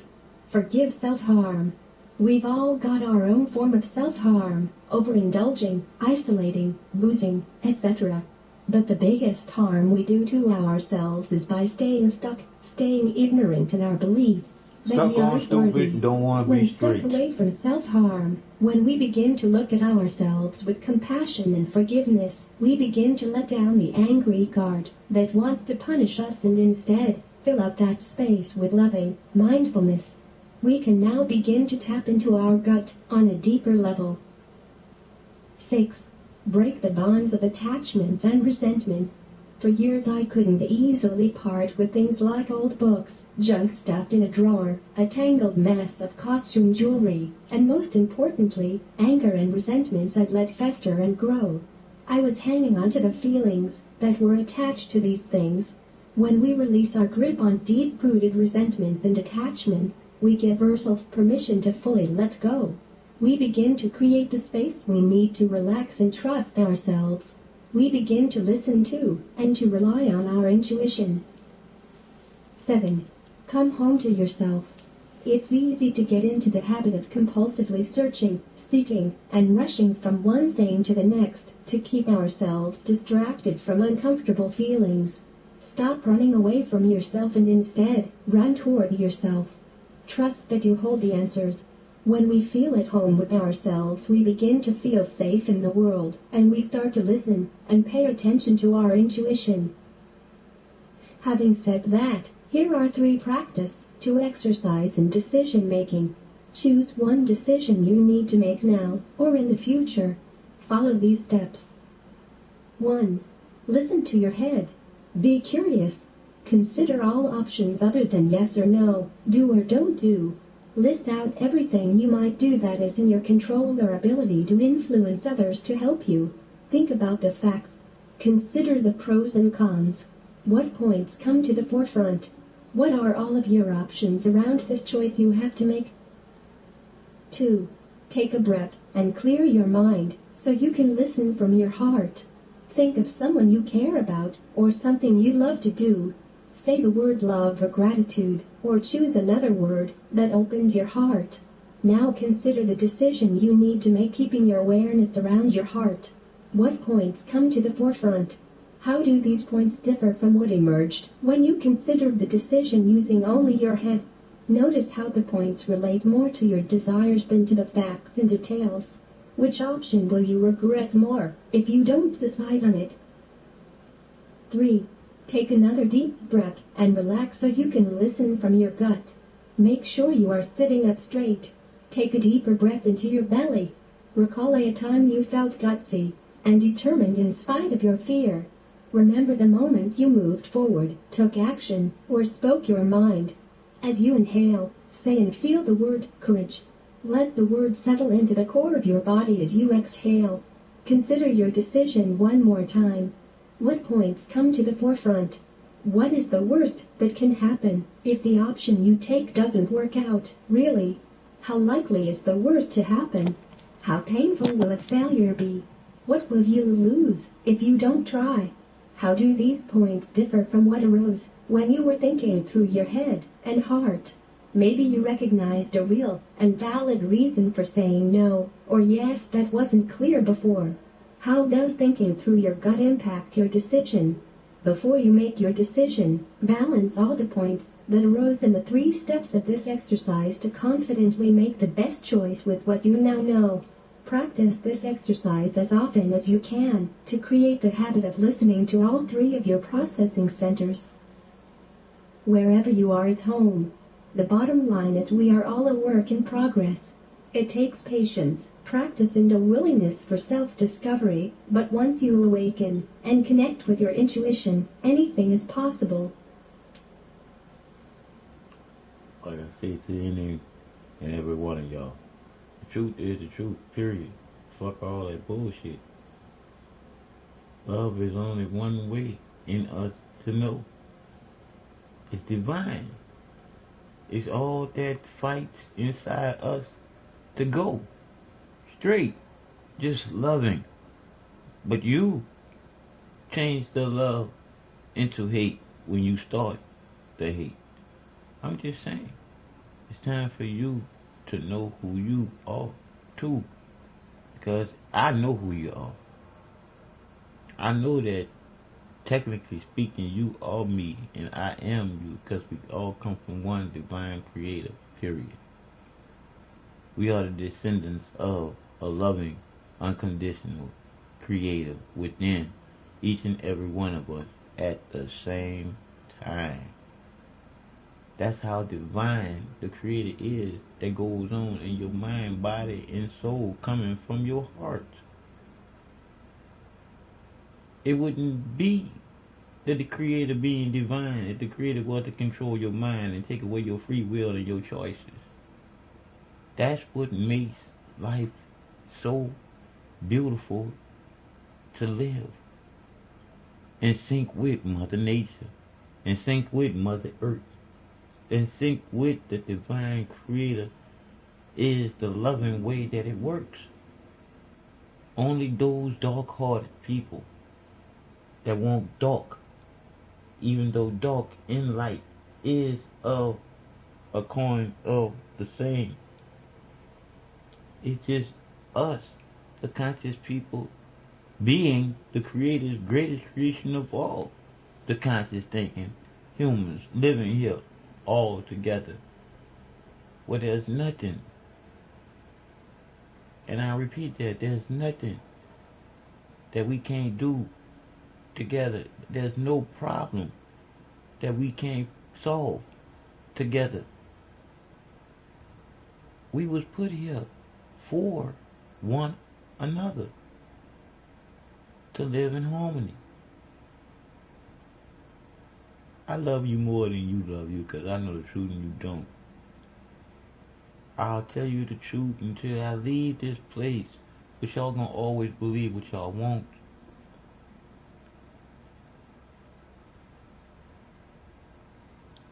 I'm Mr. Glasses, 48. Truth is the truth, period. Fuck all the bullshit. Wake up, people. You've been asleep too motherfucking long. So I say to those of you out there that stuck on stupid, don't want to be straight. You've been stupid far too long. We all been stupid far too long, because we was taught to be stupid. We was taught to be sheeple to a certain amount of people. We don't mean nothing to them but cattle that they can corral around and slaughter at will. So that we all stand up as the people not fearing death and live, it is what it is when you know what the truth is. Love you, people. We are not the sheep. We are the people who make the world go round. I'm willing to put my life on the line. Because the truth is what's going to go down.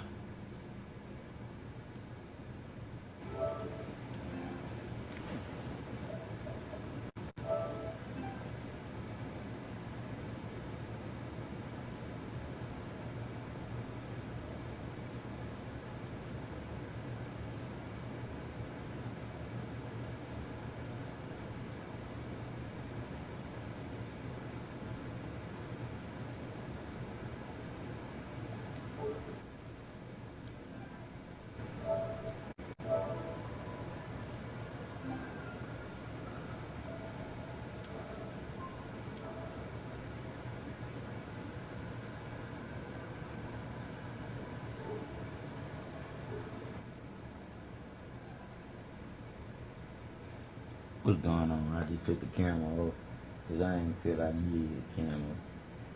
Okay. So we're going to go back to a little more of some shit to think about. And this is 12 powerful ways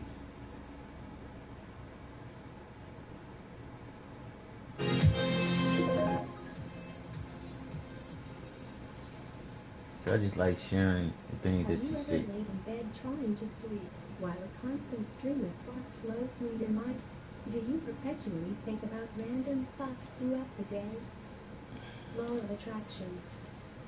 According to the law of attraction, you will receive whatever is predominantly on your mind.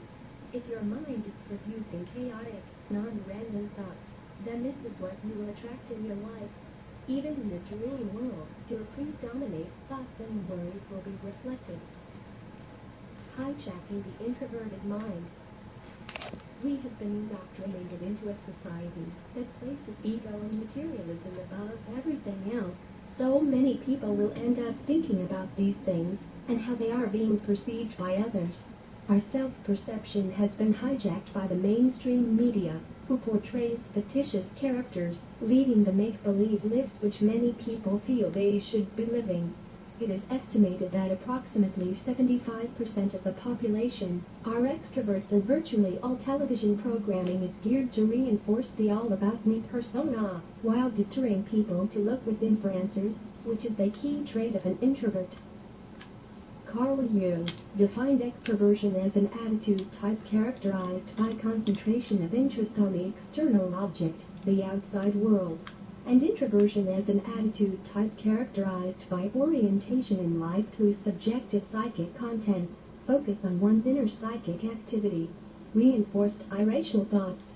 By allowing the mainstream media to influence our thoughts and perceptions, we are creating irrational thought processes based on completely fictitious ideas, premises, and images.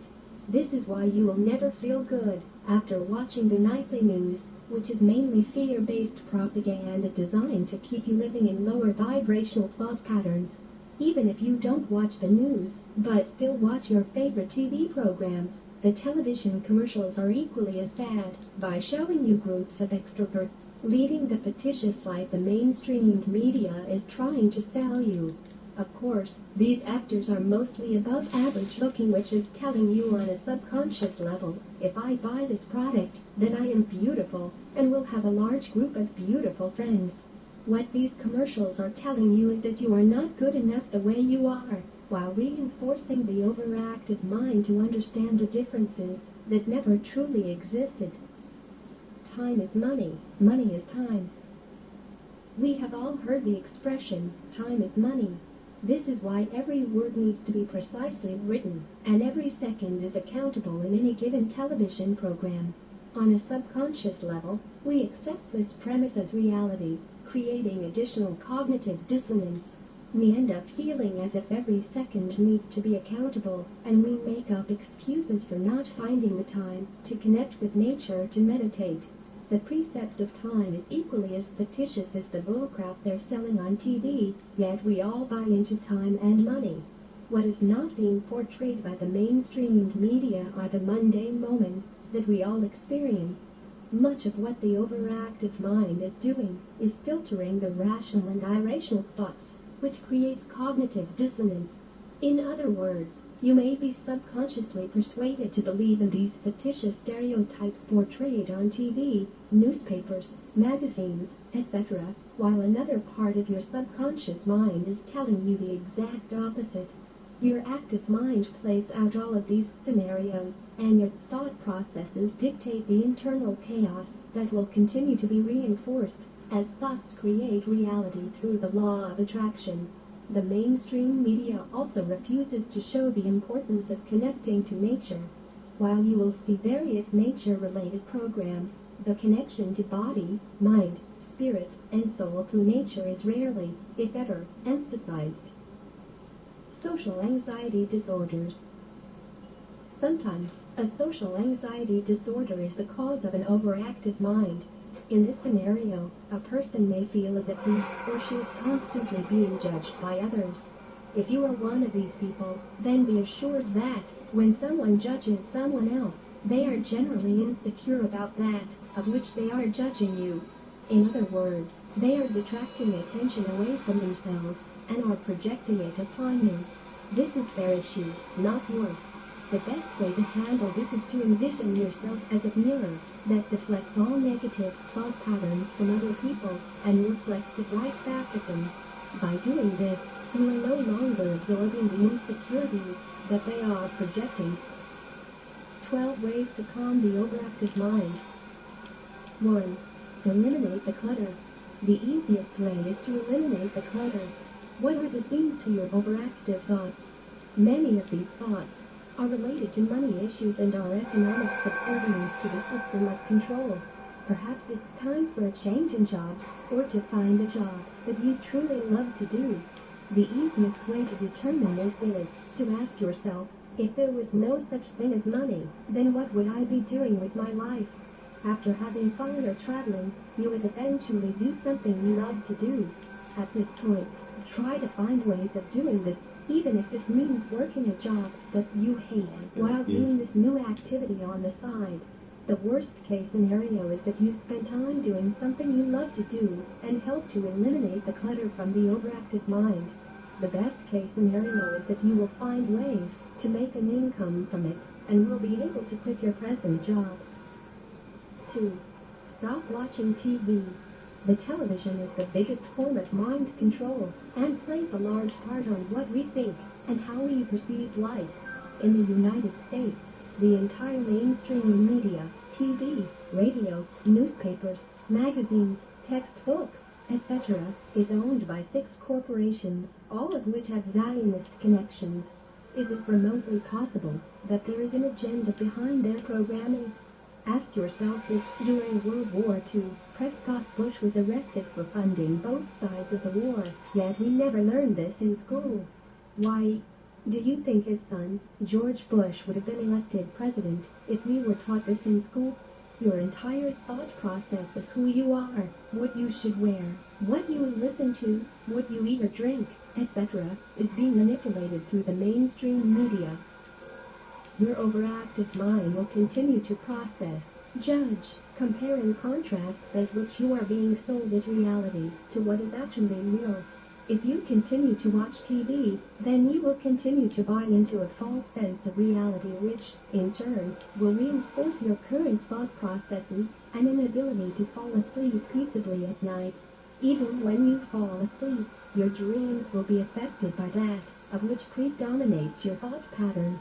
Once you learn how to declutter your mind, you will find that your dreams are no longer fear-based and at times will be prophetic. 3. Meditate. One of the biggest excuses that people will give as to why they do not meditate is they don't have the time. According to the Bureau of Labor Statistics, watching TV was the leisure activity that occupied the most time, 2.8 hours per day, accounting for about half of leisure time, on average, for those aged 15 and over. Socializing, such as visiting with friends or attending or hosting social events, was the next most common leisure activity, accounting for nearly 3/4 of an hour per day. What this statistic is saying is that people would much rather be programmed by TV than to visit friends and neighbors. It also says that they would much rather be programmed them to use the time constructively, meditating. Another excuse of why people don't meditate is that they have an overactive mind and have difficulty clearing their predominant thoughts. There are many different styles of meditation, so one should experiment with as many as possible and either find a method that is conducive to eliminating the clutter or to create one where they are able to find that inner peace. The meditation that I recommend to those with an overactive mind is called an open-eye meditation, where you place two objects approximately 6 feet away from you and each other. While trying to focus on these objects, your mind will not be able to process any other thoughts. I also suggest to try this technique for more than 5 minutes, as many people will easily give up too quickly. 4. Remove the ego. Many people will live their entire lives never knowing who they truly are, while pretending to be what society expects them to be. Once again, these irrational thoughts are reinforced by the mainstream media. Ultimately, we are spiritual beings having a human experience, and our bodies are just shells for our souls.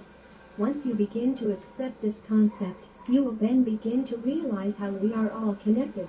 A good way to learn how to remove the ego is to practice empathy by envisioning how other people may feel. Through empathy, you will see how our egos help to keep us separated as individuals, instead of a collective consciousness. For example, many people are too detached from worldwide atrocities, such as famine and starvation in third-world countries. They may think to themselves, if it doesn't affect me, then it doesn't exist. No. What if it was you who is starving? Thank you. Would you want others to know or care? Or would you prefer to have people say to themselves, Same thing you if it doesn't affect me, then it doesn't exist? The truth is that we are all in this together, and if one person is suffering, everybody then we all suffer. Come on. 5. Your body is your temple. Diets that are high in sugar and caffeine content may affect your thought processes. Fluoridated water has been proven to calcify the pineal gland, your third eye. GMOs have been proven to cause tumors in laboratory testing of rats.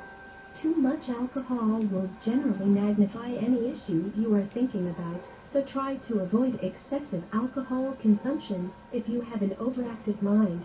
Avoid stimulants. Be conscious about what you are eating and drinking, because these all play into your vibratory level and will in turn affect how you think or what you're thinking about. Most importantly, listen to your body. If you are experiencing heartburn, then eat more high alkaline foods instead of taking an antacid on your day off. If you are tired, take a nap, no matter what time of the day it is.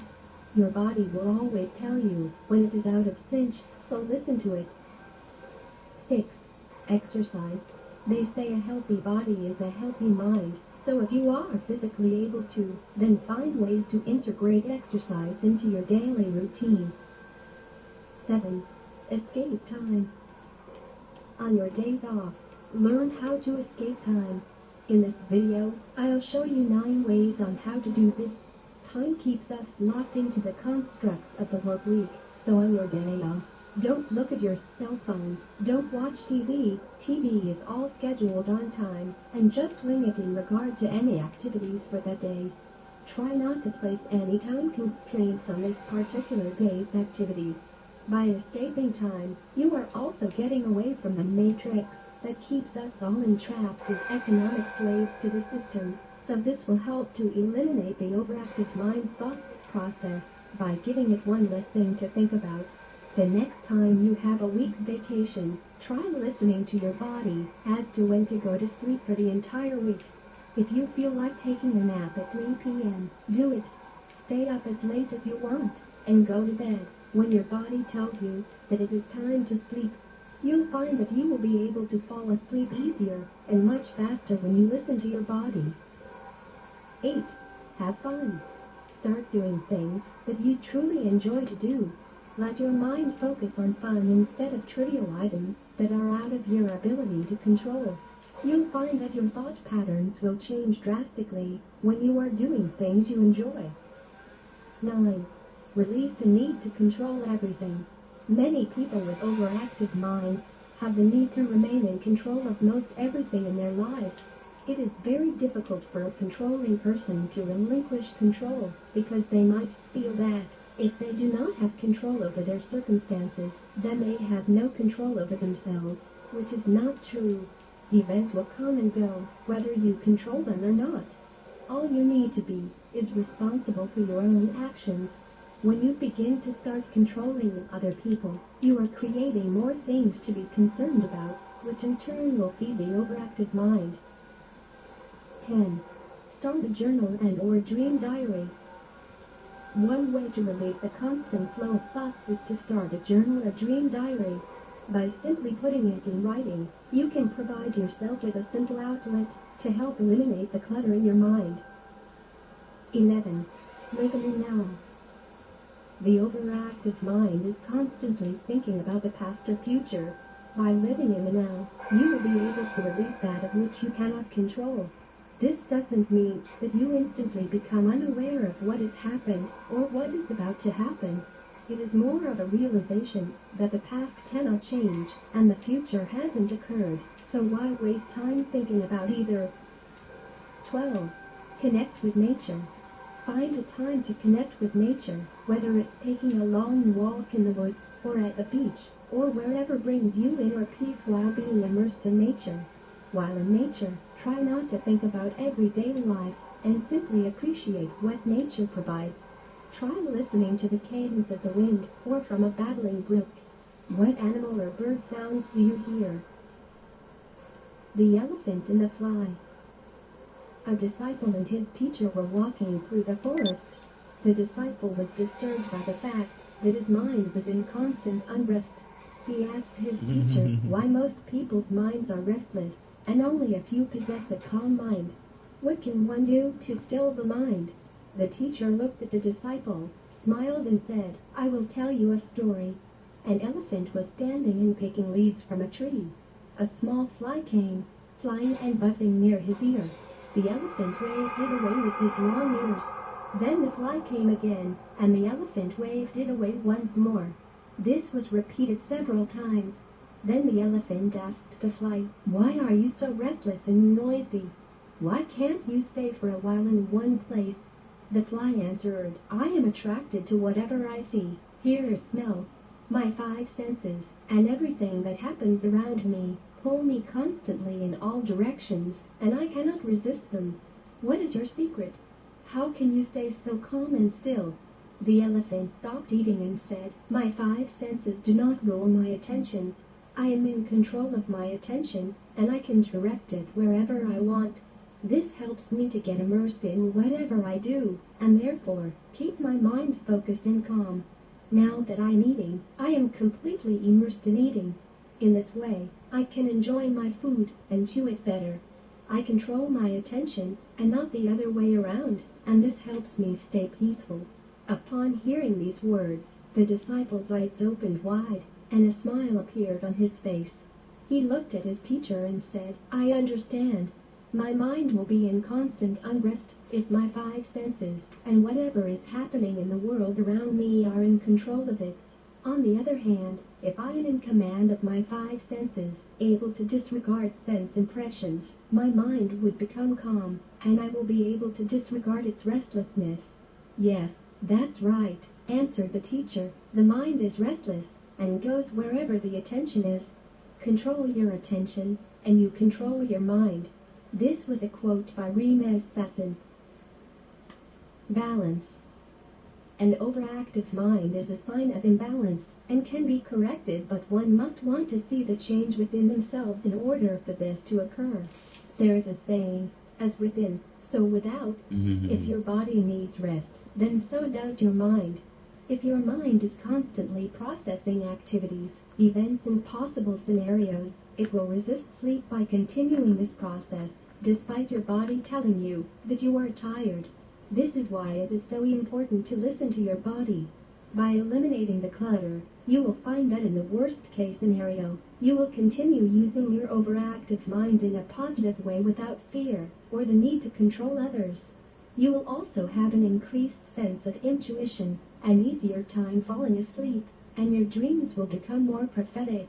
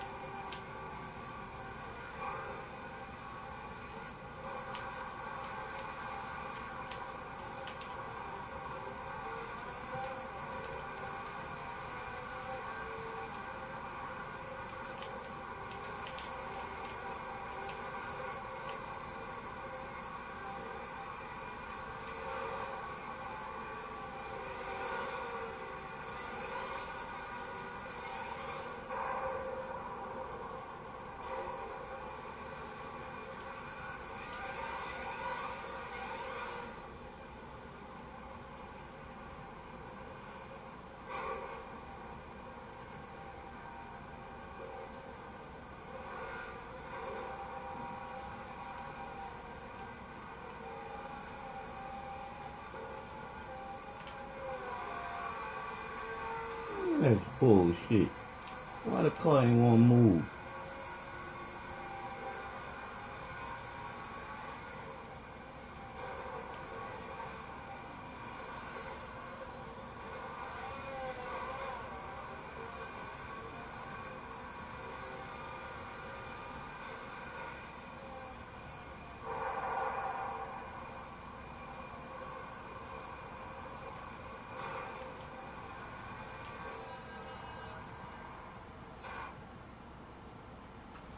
Bad boy, stop going fast.